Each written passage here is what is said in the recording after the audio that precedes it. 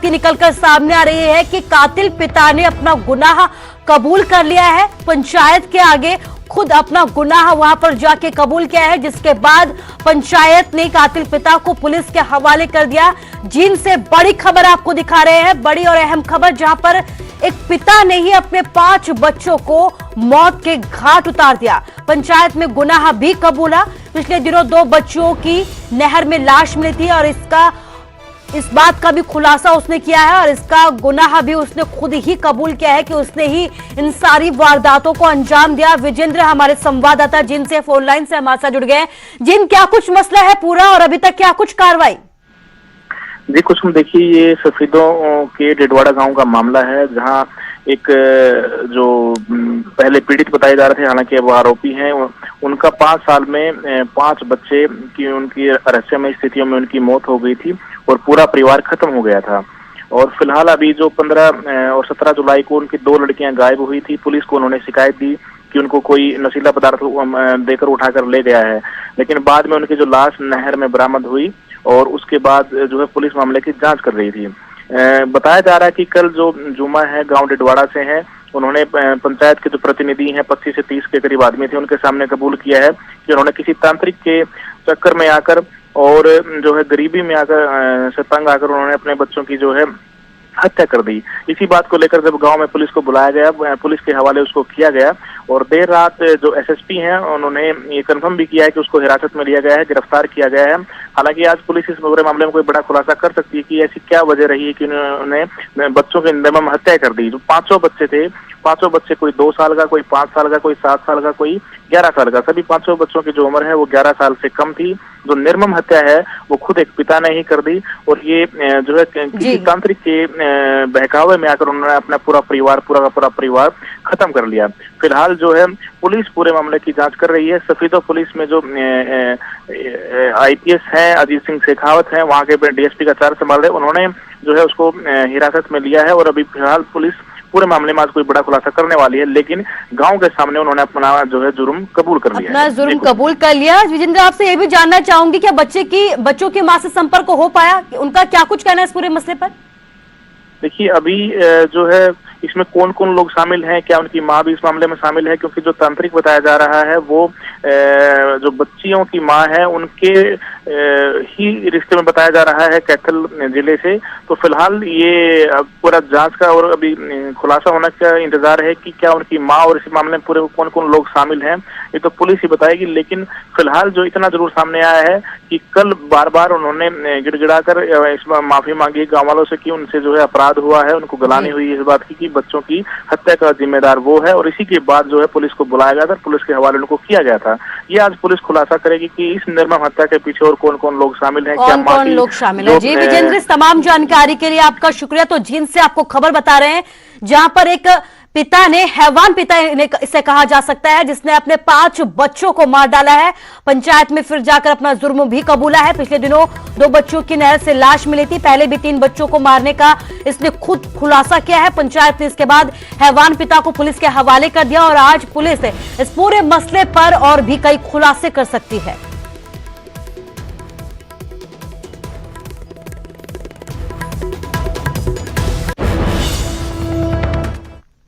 और एक और बड़ी खबर आपको बता रहे हैं, हरियाणा के सोनाली फोगाट थप्पड़ कांड में अब नया ट्विस्ट आ गया है। सोनाली की शिकायत पर महिला आयोग का बड़ा एक्शन हुआ है, जिसमें मार्केट सचिव सुल्तान सिंह की गिरफ्तारी की सिफारिश की गई है। सुल्तान सिंह को नौकरी से हटाने की भी सिफारिश की गई है। आयोग ने अपनी जांच में सुल्तान सिंह को दोषी पाया। महिला आयोग की रिपोर्ट में हिसार के डीसी पर भी सवाल हुए हैं। मार्केटिंग बोर्ड की प्रशासक पर भी कार्रवाई करने की बात कही गई है। डीसी और प्रशासक पर आयोग का सहयोग न करने का आरोप लगाया है। तो बड़ी खबर आपको बता रहे हैं, जहां पर सोनाली फोगाट थप्पड़ कांड में नया ट्विस्ट आया है। मनोज कुमार हमारे संवाददाता हमारे साथ फोन लाइन से जुड़ गए हैं। मनोज, अब एक नया ट्विस्ट आया, हालांकि जांच तो पहले से ही चल रही थी, लेकिन बड़े एक्शन की बात कही जा रही है।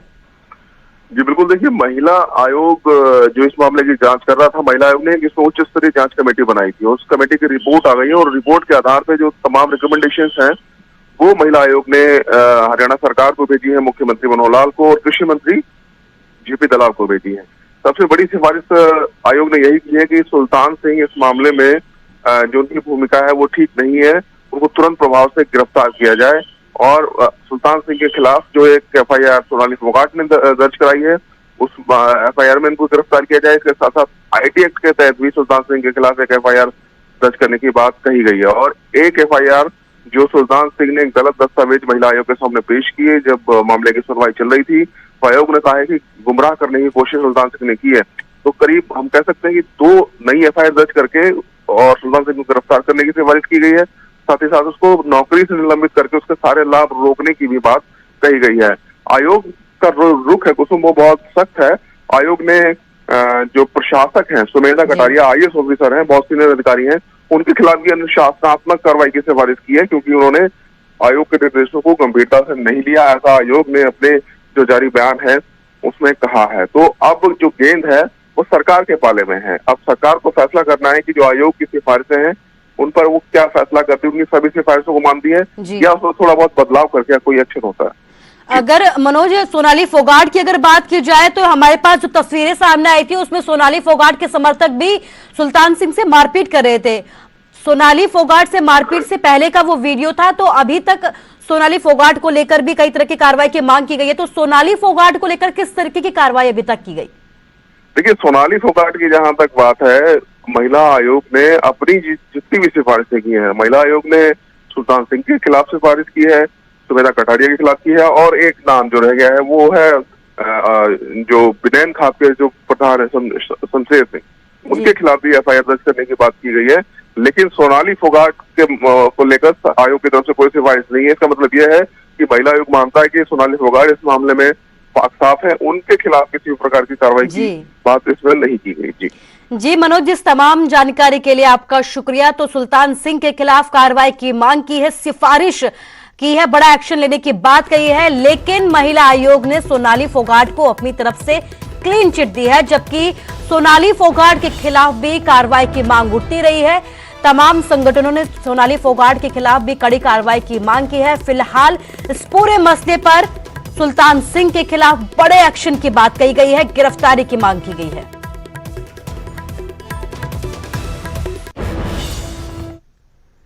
और चलिए अब आपको कोरोना का अपडेट देते हैं, हरियाणा का हाल आपको बताते हैं। हरियाणा में 29,000 तक कोरोना के केस पहुंच चुके हैं।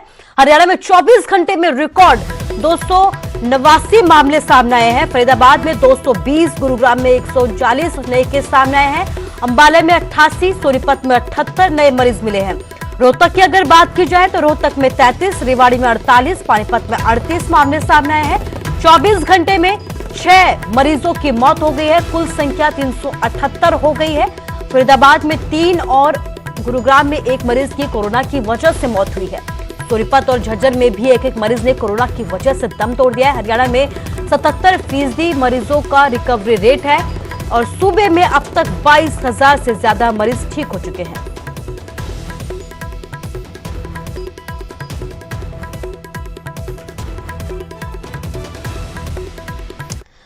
और अब हिमाचल की बात करते हैं। हिमाचल में भी तेजी के साथ कोरोना का ग्राफ बढ़ता जा रहा है। 24 घंटे में 100 से ज्यादा नए केस सामने आए हैं।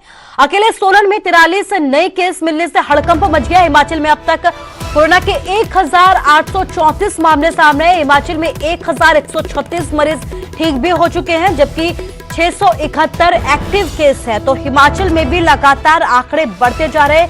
इस बीच 24 घंटे में ही 100 से ज्यादा मामले आने से हड़कंप मच गया। अकेले सोलन में ही 43 नए केस मिले हैं। हिमाचल में अब तक 1,834 मामले हो चुके हैं कोरोना के। हिमाचल के में 1,136 मरीजों ने कोरोना को मात भी दे दी है और 671 एक्टिव केस है।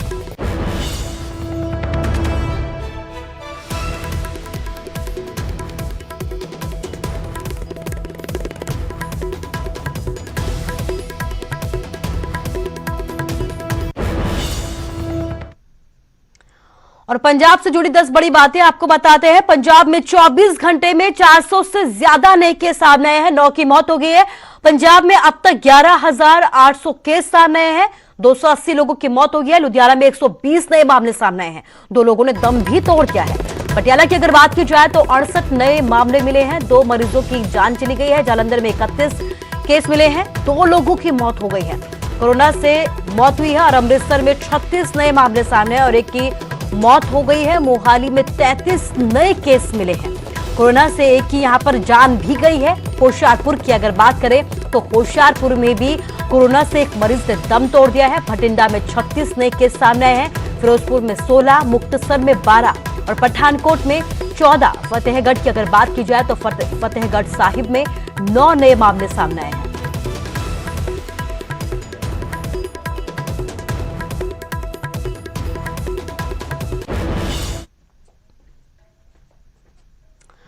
और पंजाब में फिल्मों की शूटिंग के लिए गाइडलाइंस जारी की गई हैं। 50 लोगों के साथ शूटिंग की इजाजत मिली है। शूटिंग के लिए डिप्टी कमिश्नर से मंजूरी लेना जरूरी है। शूटिंग के लिए कोरोना से जुड़े नियमों की पालना भी जरूरी बताई गई है। शूटिंग की जगह पर सभी के थर्मल स्क्रीनिंग होगी। इसके साथ ही शूटिंग सेट को लेकर बार बार सैनिटाइज करने की भी बात कही गई है कि बार बार शूटिंग सेट को सैनिटाइज करना होगा। बुधवार को पंजाबी कलाकारों के साथ सीएम ने बैठक की थी और उसी दौरान इस बात की जानकारी दी थी।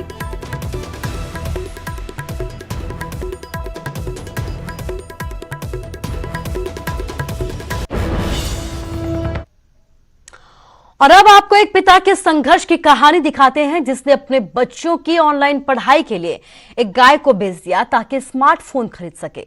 सुनकर आपको हैरानी जरूर होगी, लेकिन यही सच है।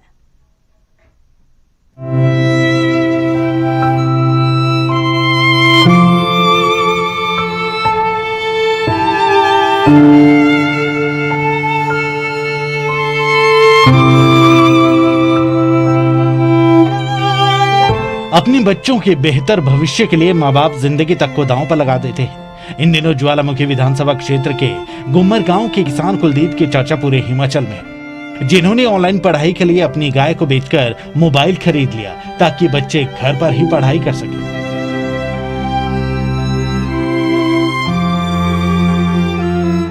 उनके 2 बच्चे हैं, एक बेटा बेटी। उनको पढ़ाने के लिए इन्होंने अपनी जो जमा पूंजी थी और एक गाय थी उसको बेच दिया। आइए जानते हैं कुलदीप के घर हम यहाँ पहुँचे हैं। नमस्कार। थोड़ा बताएं कि क्या क्या समस्या आपको आई थी और कैसे आपने ऑनलाइन पढ़ाई चली थी नया बच्चों की ऑनलाइन। हाँ। और इसी कारण मुझे गाय बेचनी पड़ी, इसलिए फ़ोन लिया और तभी बच्चों की पढ़ाई शुरू की। कुलदीप की आंखों में गाय को बेचने का दर्द भी उतना ही दिखता है जितना बच्चों के भविष्य के प्रति चिंता। गाय को बेचना जरूरत भी थी और मजबूरी भी। महज 6000 में अपनी एक गाय बेचकर 6000 का स्मार्टफोन खरीद लिया। जब स्थानीय विधायक रमेश धवाला को इसकी जानकारी हुई तो वो खुद इस किसान के घर पहुंचे और 2000 रुपए की आर्थिक मदद की, साथ ही हर संभव मदद का भरोसा दिया। मोबाइल लेकर के दिया है, चलो हम इनकी प्रशंसा करेंगे कि बच्चे के लिए ऐसा किया है, लेकिन जो सरकार की तरफ से मदद होनी चाहिए वो पंचायत के माध्यम से होती है। पंचायत ने ऐसी डिस्पैरिटी या डिस्क्रिमिनेशन की है तो उसकी इंक्वायरी जो है वो एसडीएम साहब और बीडीओ साहब जो वो करेंगे, लेकिन मेरी तरफ से अगर मकान की बात होगी तो उसकी मदद करेंगे। फाइनेंशियली इसकी कोई और ज़रूरत होगी तो इसकी और भी हम मदद जो है वो करेंगे। इधर समाज सेवी संजय शर्मा ने ज्वालामुखी विधायक पर सवाल उठाए। उन्होंने कहा कि फॉर्च्यूनर गाड़ी में सवार होकर कुलदीप के घर आने वाली रमेश धवाला ने 2000 देकर गरीब के साथ भद्दा मजाक किया है। ऐसे बनेंगे? हालत देखिए इनकी, गाय तक बेचनी पड़ी एक मोबाइल लेने के लिए। शर्म से डूब मरना चाहिए शासन प्रशासन को। और आपके माध्यम से मैं 30 दिन का समय देता हूँ, अदरवाइज फिर जो होगा वो प्रशासन खुद देखेगा। कुलदीप एक छोटी सी गौशाला के बरामदे में खुद सोता है और पशुओं को एक कमरे में बरसात से बचाकर रखता है। ये शासन और प्रशासन के मुंह पर करारा तमाचा है कि ऑनलाइन पढ़ाई के लिए एक पिता को गाय तक बेचनी पड़ रही है। ऐसे में सरकार को चाहिए कि इस गरीब परिवार की मदद करे। ब्रजेश्वर साकी, न्यूज़ 18, देहरा। कोरोना के बढ़ते खतरे के बीच सोशल डिस्टेंसिंग बेहद जरूरी है, लेकिन हमीरपुर में नशेड़ियों ने एक शख्स को बुरी तरह इसलिए पीट दिया क्योंकि इस युवक ने गले मिलने से इनकार कर दिया था। युवक के मुंह और शरीर पर गंभीर चोटें आई हैं, नाक की हड्डी भी टूट गई है। हमीरपुर मेडिकल कॉलेज में इसका इलाज चल रहा है। फिलहाल पुलिस ने मामला दर्ज कर आरोपियों की तलाश शुरू कर दी है। पीड़ित परिवार के मुताबिक दुकान पर उसके भाई ने गले मिलने पर इनकार कर दिया था, तो इसके बाद उसकी जमकर पिटाई कर दी गई।